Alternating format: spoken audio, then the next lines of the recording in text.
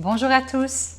Alors, dans cette vidéo, je vais vous expliquer comment moi, je fais pour éviter les crises de mes enfants dans un magasin.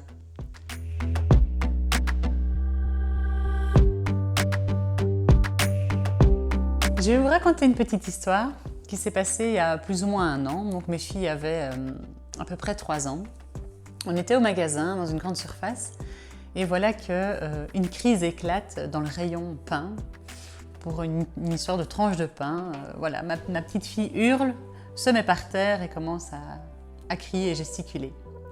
Le gros moment de solitude, on gère ça comme on peut, voilà. Mais je me suis dit, après coup, qu'est-ce que j'ai fait ou qu'est-ce qui s'est passé, qu'est-ce que je peux faire en tout cas pour ne plus que ça arrive.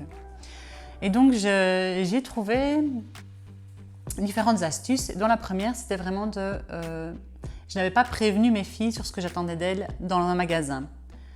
Et donc la première chose que j'ai fait en y retournant, c'est leur expliquer, ben voilà ce que j'attends de vous.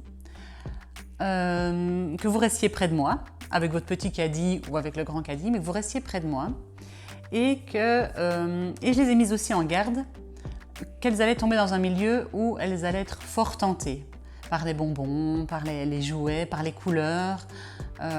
Voilà, c'est vraiment un endroit plein de tentations, pour des enfants encore plus. Et donc je les ai bien prévenus, ben voilà, ça risque d'arriver, vous allez être tentés, mais on n'achètera rien.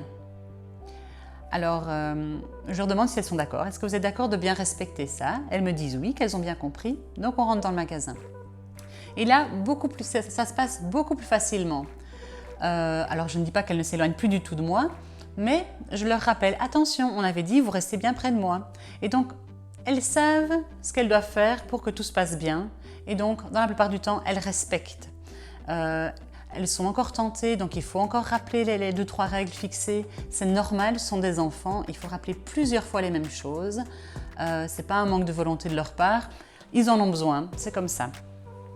Alors, l'avantage quand tout se passe bien, c'est que les parents, on va au magasin, ce n'est pas toujours un moment très agréable, mais ça se passe sans crise. Pour les enfants, ils savent ce qu'ils doivent faire pour que tout se passe bien.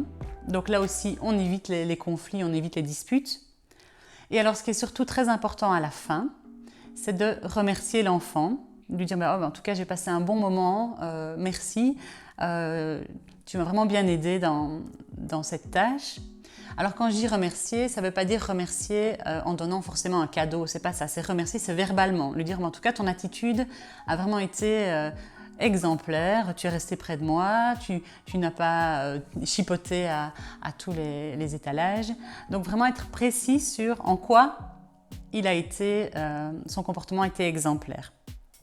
Si on dit à un enfant, et ça dans n'importe quelle situation, sois sage, mais en fonction de son âge, ça peut vraiment être très vague. Et sois sage, ça veut dire quoi?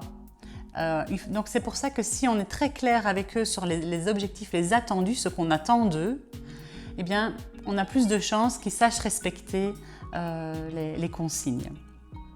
Donc voilà un petit peu les différentes astuces que j'ai trouvées pour qu'au magasin et même ailleurs, ça se passe bien. Vraiment donc prévenir l'enfant de ce qu'on attend de lui, mais avec des objectifs vraiment clairs et précis. Et des choses que l'enfant sait faire. Je veux dire, il faut quand même toujours tenir compte de son âge. Donc voilà, si on dit à un enfant de 4 ans, j'attends de toi que tu restes assis 1 heure à une chaise et que tu ne bouges plus. Donc voilà.